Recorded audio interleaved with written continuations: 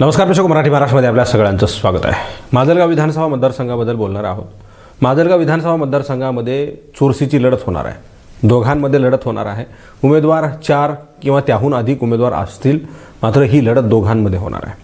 दोघांमध्ये कोणामध्ये तर प्रकाश सोळंके आणि रमेश अडसकर या दोघांमध्ये ही लढत होणार आहे. तुम्ही म्हणाल की दोघांमध्येच कशी, तर त्याचं गणित काय आहे पुढच्या काही मिनिटांमध्ये तुम्हाला मी सांगणार आहे.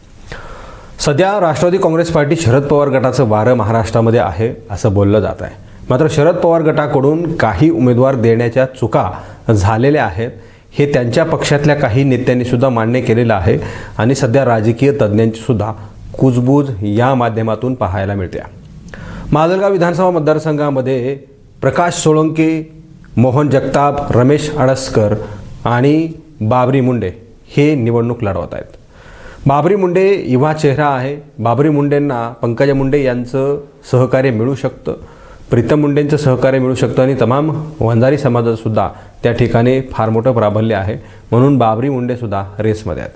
मात्र ही निवडणूक जी आहे ती सध्या परिस्थितीमध्ये जर पाहिलं तर प्रकाश सोळंके तिथले विद्यमान आमदार आहेत.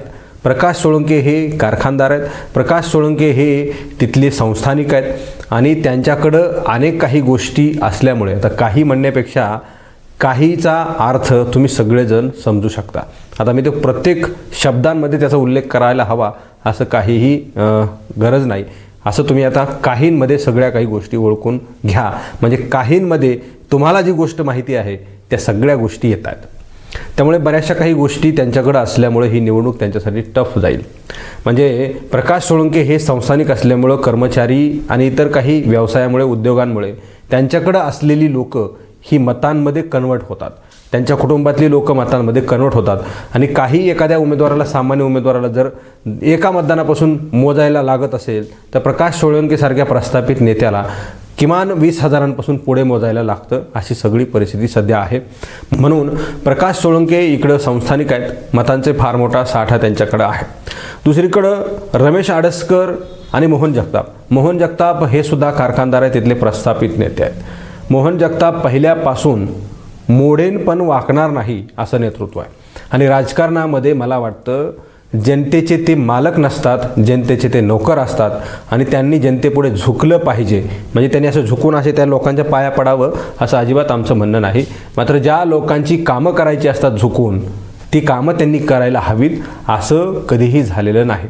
या पक्षातून त्या पक्षात आणि त्या पक्षातून या पक्षात कुठेतरी आपलं सगळं काही शिजतंय का, या धोरणावर असलेले राजकारणी म्हणजे मोहन जगताप. दुसरीकडं प्रस्थापित असलेले प्रकाश सोळंके यांच्या कार्यकाळामध्ये म्हणजे जसं प्रकाश सोळंकेंचं काम चालतं, जसं ते फार धीरानं बोलतात, दम धरून बोलतात, फार दम धरून पाय टाकतात, अशाच प्रकारचा प्रकाश सोळंकेंचा विकाससुद्धा आहे. म्हणजे जशी चालण्याला गती आहे, जशी बोलण्याला गती आहे, जशी वागणुकीला गती आहे, तशाच प्रकारचा विकास माजलगाव विधानसभा मतदारसंघाचा झालेला आहे. मागच्या काळापासून अधिक काळ विधानसभा क्षेत्रावर प्रकाश सोळंकेंचं जे आहे ते वचक राहिलेलं आहे, नेतृत्व राहिलेलं आहे आणि अशा काळामध्ये मतदारसंघाचा चेहरा मोहरा बदलणं गरजेचं आहे. मागच्या अनेक वर्षांपासून प्रकाश सोळंके यांच्या कुटुंबामध्ये सत्ता आहे. मग त्यांचे आजोबा असतील, वडील असतील, या सगळ्या लोकांकडे तिथं सत्ता राहिलेली आहे. असं असताना माजलगाव मतदारसंघाचा विकास करता आलेला नाही. जेव्हा कधी आम्ही त्यांना विचारतो की पुढचं व्हिजन काय असणार आहे, तर ते म्हणतात आम्ही मतदारसंघाचा विकास करणार आहोत. जो कधीही केला नसेल असा विकास आम्ही करणार आहोत आणि करत आलेलो आहोत. ज्या ज्या टेंडरची त्यांनी तारखा लिहून दिलेत किंवा जे जे टेंडर कामाला निघालेत, कार्यान्वित निघालेले आहेत, ते टेंडर फक्त अर्ध्या अधिक काळापर्यंत टिकतात. पुन्हा रस्त्यावरची चक्क खडी उचलून नेल्याचे प्रकार विधानसभा मतदारसंघामध्ये घडलेले आहेत, ते रस्ते पुन्हा झालेले नाहीत. अशी सगळी परिस्थिती, शाळांचे बेहाल प्रकाश सोळंके यांच्या काळामध्ये राहिलेले आहेत. अशा प्रकारचा निष्क्रिय नेता येणाऱ्या काळामध्ये सत्तेमध्ये येणार नाही याची काळजी तिथले लोक घेणार आहेत असं बोललं जात आहे. लोकांचा फार मूड वेगळ्या पद्धतीने आहे. तिथं नवा चेहरा घडवण्याचं काम जे आहे ते तिथले लोक करणार आहेत. त्यामुळे प्रकाश सोळंके यांना तिथली लोक पुन्हा एकदा आमदार होऊ देणार नाहीत अशी सगळी परिस्थिती आहे. हे झाले 2 नेते. दुसरीकडे रमेश अडसकर. आता रमेश अडसकर भारतीय जनता पार्टीसोबत निष्ठेनं राहिले, शेवटपर्यंत राहिले. पंकजा मुंडेंकडून आश्वासनावर आश्वासनं, शब्दांवर शब्द दिले गेले. त्या शब्दांची किंमतसुद्धा रमेश अडसकरांनी पाळली, ऐकली, ठेवली असं असताना त्यांना पक्षाकडून न्याय मिळालेला नाही, भलत्यालाच न्याय त्या ठिकाणी मिळालेला आहे असं रमेश आडसकरांचं म्हणणं आहे. त्यांनी नेहमी अशी खंत बोलून दाखवलेली आहे. रमेश आडसकरांनी बाहेर पडण्याचा निर्णय घेतला आणि ते शरद पवार गटामध्ये गेले. आता शरद पवार गटामध्ये गेले असताना सुद्धा त्यांच्या उमेदवाराला त्या ठिकाणी प्रचंड विरोध झालेला आहे स्थानिक नेत्यांकडून असं बोललं जात आहे आणि म्हणून रमेश आडसकरांची उमेदवारी जी आहे ते कापली असं सुद्धा या सगळ्या गोष्टींमधून स्पष्ट झालेलं आहे. तशी चर्चा म्हणून रमेश आडसकरांनी पुन्हा एकदा अपक्ष उमेदवारी जाहीर केली. रमेश आडसकरांच्या एका फोनवर हजारो लोक त्या ठिकाणी अर्ज भरण्यासाठी आले आणि रमेश आडसकरांना यावेळी सहानुभूती आहे. म्हणजे पक्षाकडं भारतीय जनता पार्टीकडे फार निष्ठेने राहिले, एका नेतृत्वाच्या छताखाली राहिले, एका नेतृत्वाच्या शब्दाच्या खातर वाटेल ते करायला तयार असले रमेश आडसकर. त्यांच्या वेळी मात्र पक्ष आणि ते ज्येष्ठ नेते काहीही त्यांची मदत करत नाहीत अशी सुद्धा शोकांतिका आहे. या सगळ्या गोष्टींमधून, या दुविधा मनस्थितीतून, या नाराजीमधून रमेश आडसकरांनी निवडणूक लढवायचं ठरवलं. शरद पवार गटाकडून उमेदवारी मिळाली नाही आणि दुसरीकडे त्यांना अपक्ष उमेदवारी या ठिकाणी निवडावी लागलेली आहे. रमेश आडसकरांना सहानुभूती या दोन गोष्टीची आहे. एकीकडं पक्षाकडं निष्ठेने राहून कुठल्याही प्रकारचा न्याय त्याला मिळालेला नाही, दुसरीकडे शरद पवारांनी सोबत घेऊन ऐनवेळी उमेदवारी कापली म्हणून सहानुभूती जी आहे ते रमेश आडसकरांच्या बाजूने आहे असं तिथं चित्र सध्या तरी आहे. येणाऱ्या काळामध्ये या सगळ्या गोष्टींमध्ये बदल होतात का हे सुद्धा आता पाहावं लागणार आहे. खरं सांगायचं झालं तर विधानसभा क्षेत्रामध्ये कुठल्याही प्रकारचा विकास झालेला नाही. शाळा, शेतकरी, शेतमजूर, रस्ते, पाणी, स्वच्छता या सगळ्या गोष्टी गेल्या वर्षानुवर्ष खितपत पडलेल्या आहेत. कुठल्याही प्रकारचा विकास प्रकाश सोळंकी यांना करता आलेला नाही. येणाऱ्या काळामध्ये या सगळ्या गोष्टींचा बदला तिथली लोक घेणार आहेत असं बोलत आहेत. तर दुसरीकडे एक व्हिडिओ सोशल मीडियावर तेजीत व्हायरल होतोय. तो फार पूर्वीचा व्हिडिओ नाही आहे, कालच्या शक्ती प्रदर्शनाचा आहे आणि तो व्हिडिओ मोहन जगतापांचा आहे. मोहन जगताप या व्हिडिओमध्ये असं म्हणतात की मी तर पितो कधीमधी, मात्र तुम्ही दारू पिऊन काय नेमकं करतायत हे मला माहीत आहे. तुम्हाला दारूसोबत काय काय लागतं हे मला माहीत आहे. तुम्ही नेमकं दारू पिऊन काय काय करता हे सगळं मला माहीत आहे, त्याचे पुरावे आहेत असं मोहन जगताप म्हणतात. ते एवढ्यावरच थांबत नाहीत तर त्या व्हिडिओमध्ये ते असंही म्हणतात की तुम्हाला महिला चपलाने मारतील भर चौकामध्ये. म्हणजे एखाद्या व्यक्तीला, कुठली महिला किंवा मग अनेक महिला भर चौकामध्ये चपलीनं का मारत असतात. आता मी ते सगळं तुम्हाला बोलून दाखवणार नाही. तुम्हाला हे सगळं कळलं असेल की मला नेमकं काय म्हणायचं आहे. म्हणजे मोहन जगतापांकडं नेमक्या कोणत्या नेत्याचे आणि कसले पुरावे आहेत हे आता आम्ही समजून घेतलं पाहिजे. मोहन जगतापांच्या बोलण्याचा अर्थ नेमका काय होता हे तुम्हाला मी फोडून सांगतो आहे. तो व्हिडिओ तुम्ही एकदा ऐका आणि त्याच्यानंतर तुम्हाला मी पुढचं या गोष्टीबद्दलचं 2 मिनिटांमध्ये सांगतो. माझ्या बापासारखे तुम्ही वडिलासारखे जरा हिशोबानं बोला, नाही तर मोहन जगतापशी एवढं भांडवल आहे की माजलगाव मतदारसंघात काय पण रस्त्याने सुद्धा तुम्हाला मी फिरून देणार नाही आणि माजलगावातल्या मठात सुद्धा तुम्हाला फिरून देणार नाही. आणि म्हणता माजलगाव मतदारसंघ सुरक्षित ठेवता होय. अरे घरातले माणसं सुरक्षित ठेव, तुम्हाला काय पुरत नाही याचा सगळा हिशोब आणि माझ्याकडे पुराव्यानिशी बोलतो आणि दाखवून देणार आहे. म्हणून त्यांना माझी आजूक बी हात जोडून विनंती आहे, मोहन जगताप बद्दल, पिण्याबद्दल, ह्याच्याबद्दल कॉमेंट करू नका हो. अरे मी तर पितो कधी मधी, झाकून ठेवीत नाही, पण तू पिऊन काय काय करतो हे बी तुला दाखवतो. बदनाम कसं करायचंय यांच्याकडून शिकलं पाहिजे. बदनाम कसं करायचं शिकलं पाहिजे. अरे बाबा माझ्या कशाला नादी लागतो, मी बी लय मोकार लावडेच आहे. तुला वाटत असेल हे बोललं तरी काय आहे, गपचूप ऐकून घेतोय, एवढा पसारा काढेल तेव्हा शपथ सांगतो की त्यांना जर नाही ह्या रस्त्यानं बायानं जर छापला आणले तर मायला मी बी बाजीराव जगतापची अवलाद नाही, त्याने माझ्या नादीच लागू नये हे बी मी तुम्हाला या ठिकाणी ठणकून सांगतो. इथं पत्रकारांना सुद्धा बऱ्याचशा गोष्टी माहिती आहेत. मोहन जगताप असं म्हणतात की मी तर पितो कधी मधी, मात्र तू दारू पिऊन काय काय करतो हे सगळं मला माहीत आहे.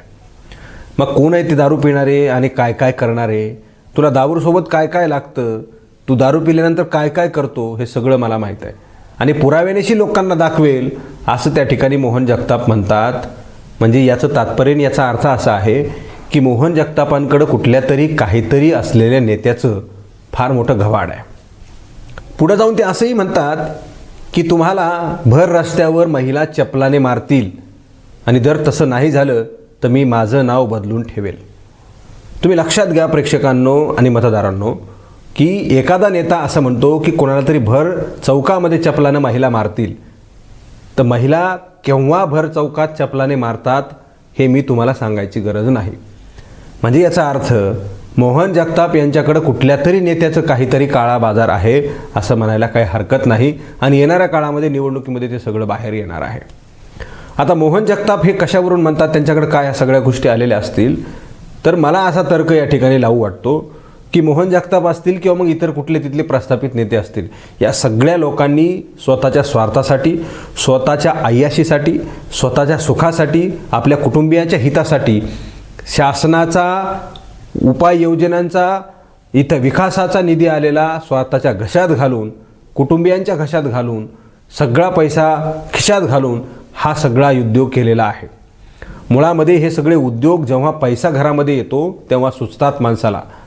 खायच्या गोष्टी वेगळ्या आणि काही वेगळ्या गोष्टी करायच्या तेव्हा सुचतात माणसाकडं, जेव्हा भरमसाठ आणि ढिगानं पैसा असतो. या सगळ्या गोष्टी तुम्हाला मी का सांगतोय, तर अशा सगळ्या लोकांमध्ये तुम्हाला एक सामान्य माणूस त्या ठिकाणी निवडून द्यावा लागणार आहे, जो प्रस्थापित नसेल, जो पैशाच्या जोरावर निवडणूक लढवणार नसेल, जो तुम्हाला 500 रुपयामध्ये खरेदी करणार नसेल. तुम्ही लक्षात घ्या, एक नेता आम्हाला 500 रुपये देतो आणि 5 वर्ष आम्हाला गंडवत राहतो. अशा लोकांना तुम्ही 500 रुपये घेऊन निवडून देणार असाल तर ही लोक तुम्हाला 500 रुपयाचीच किंमत ठरवणार आणि भविष्यामध्ये तुमचा काम आणि विकास अजिबात करणार नाहीत. तुम्हाला सभागृहामध्ये नाही, तुम्हाला जिल्हा परिषदमध्ये नाही, तुम्हाला पंचायत समितीमध्ये नाही, तुम्हाला नगरपालिकेमध्ये नाही, कुठेही ह्यांचा विकास दिसणार नाही. ही लोक तुमच्याकडून मतं विकत घेतील, ऐनवेळेला म्हणतील आम्ही तुम्हाला पैसे दिलेत आणि विकास कशाचा आणि कसली कामं, हे आजपर्यंत घडत आलेलं आहे. त्यामुळे अशा प्रकारच्या लोकांना आता थारा देऊ नका. सर्वसामान्य व्यक्तीला त्या ठिकाणी निवडून द्या आणि असे प्रस्थापित आता थेट घरी बसवा. ज्यांना सतत चालता येत नाही, ज्यांना 2 पायावर त्यांच्या असं मजबूतपणे चालता येत नाही, शब्द फटाफट काढता येत नाहीत, अशा कमकुवत झालेल्या लोकांना कशामुळे सभागृहात पाठवायचं आहे? ते प्रस्थापित आहेत म्हणून, त्यांच्याकडे पैसा आहे म्हणून, ते कारखानदार आहेत म्हणून, ते संस्थानिक आहेत म्हणून, त्यांच्याकडे कर्मचारी आहेत म्हणून कशामुळे त्यांना सभागृहामध्ये पाठवायचं आहे? काहीही हरकत नाही. बाबासाहेबांनी प्रत्येक माणसाला एक मतदान दिलेलं आहे, त्या सगळ्यांची किंमत एकच आहे. मग गरिबाची किंमत तीच, श्रीमंतीची किंमत तीच. आणि निवडणूक लढवण्यासाठी सुद्धा सगळ्या सामान्य लोकांना सुद्धा अधिकार दिलेला आहे. अंबानीसुद्धा निवडणूक लढू शकतो आणि मी सुद्धा निवडणूक लढू शकतो, रस्त्यावरचा भिकारीसुद्धा निवडणूक लढू शकतो. अशी सगळी परिस्थिती, त्यामुळे कुठल्याही प्रस्थापित लोकांना निवडून द्यायचं काही कारण नाही. सामान्य माणूस त्या ठिकाणी निवडा, अशी माझी आणि मराठी महाराष्ट्राची विनंती आहे. म्हणजे तुम्ही म्हणाल की कुठला प्रचार, काहीही प्रचार नाही, याला करा आणि त्याला करा, मी असं अजिबात म्हणणार नाही. मी म्हणेल की सामान्य माणूस निवडून द्या, जो माजलगाव विधानसभा मतदारसंघाचा विकास करेल. असल्या प्रकारचे दारुडे, असल्या प्रकारचे रात्रीस खेळ चालवणारे, असल्या प्रकारचे भ्रष्टाचारी, असल्या प्रकारचे चरित्रहीन, असल्या प्रकारचे रंगीबिरंगी, असल्या प्रकारचे ढोंगी, जिकडं सत्ता तिकडं आपण, अशा लोकांना अजिबात निवडून देऊ नका, असं आवाहन मराठी महाराष्ट्राच्या या मंचावरून केलं जात आहे. धन्यवाद.